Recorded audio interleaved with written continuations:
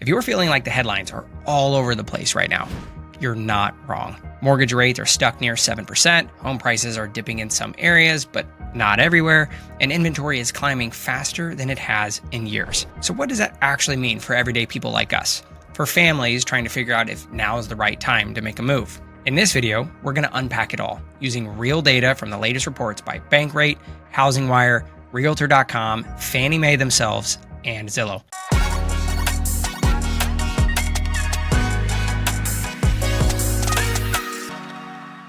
Hey everyone, Blake Ollowell here with the Bravo Ridge Group, back again to break down what's really going on in the housing market in the summer of 2025. All I ask is that you hit the like button and subscribe to the channel to stay up to date on what's happening in real time. Okay, let's jump in.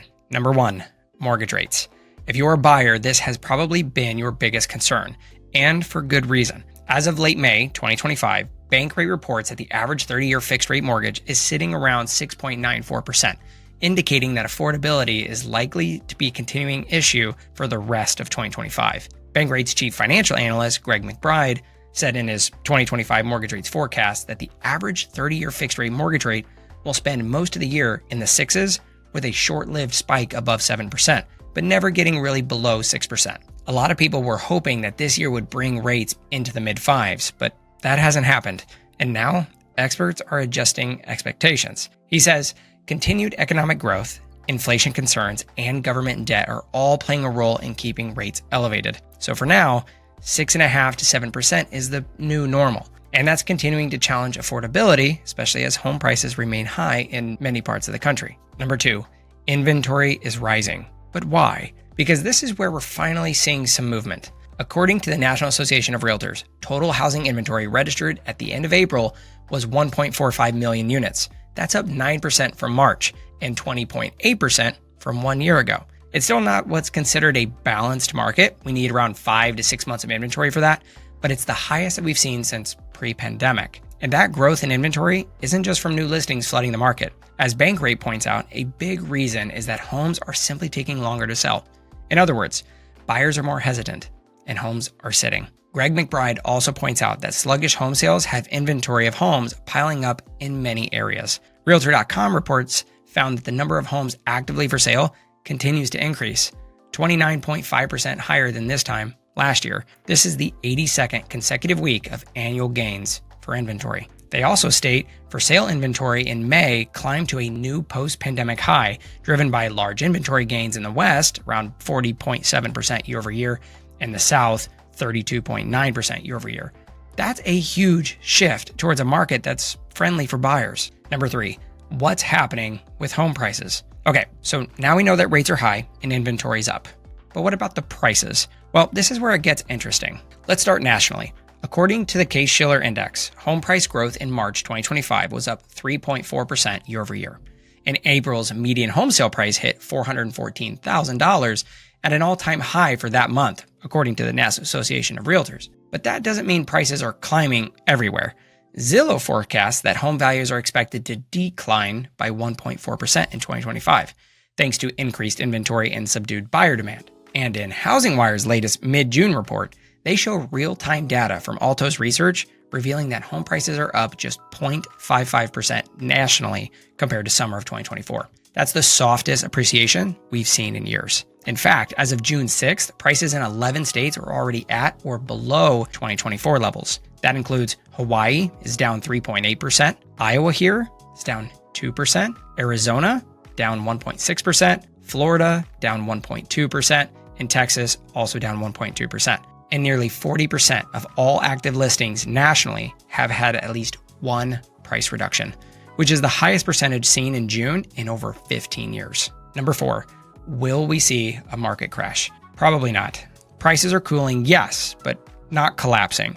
According to Fannie Mae, a panel of more than 100 housing experts forecast home price growth to average 2.9% this year and 2.8% in 2026. This is down from the 5.25% that was predicted at the start of the year. That's a clear sign of caution, but not panic. What's more likely is that what economists call a downside stickiness.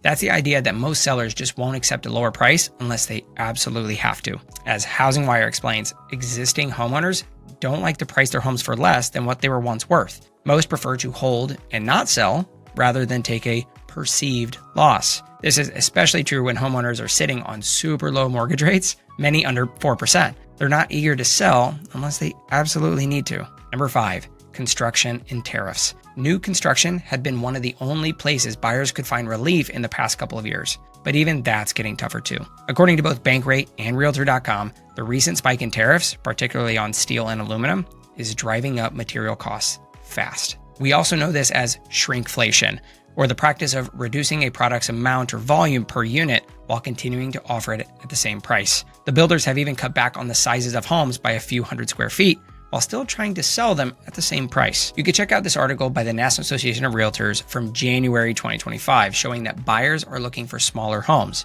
But even in that article, Randy Jen, a broker from the Northwest Builders Group out of Washington, says in his experience, everybody is trying to buy as big of a home as they can afford in their comfort zone. He rarely has people coming in saying, I want to get the smallest house out of the group. And while builder confidence had been rising in early 2025, it took a hit in the month of May, dropping 6 points in the latest housing market index survey. All this adds up to fewer new homes being built and even less relief for first-time buyers. Number 6, is it a buyer's market or a seller's market? This question comes up a lot, and the answer really depends on where you live. Nationally, the data suggests we're moving closer to a balanced market, in some areas even shifting into buyer-friendly territory. But here's what Chief Financial Analyst Greg McBride says. Areas with limited inventory will still lean towards a seller's market. However, those markets that have seen a surge in inventory will definitely be more of a buyer's market. Realtor.com agrees. Homes are still sitting longer. Sellers are dropping prices and buyers are finally starting to get some leverage back. Still, affordability remains the big roadblock. Prices haven't dropped dramatically, and with mortgage rates near 7%, many buyers are just waiting. Zillow's latest projections back this up. They're calling for existing home sales to increase slightly this year, up 1.9% from 2024, but warn that high rates and tight budgets will keep everyone on the sidelines. So what's the bottom line? We're not in a crash, but we're clearly in a shift. The days of wild bidding wars are fading in many markets. Inventory is rising, prices are softening, and buyers, if they can stomach today's rates, are starting to get a little more power back. If you're planning to buy or sell a home in 2025, the key is strategy. This isn't a one-size-fits-all market anymore. That's why now, more than ever, it helps to have someone in your corner who knows how to interpret this data and turn it into a real opportunity. If you found this video helpful, hit the like button and subscribe to the channel to stay informed about what's really going on in the market. Thank you for watching, and I'll see you in the next video.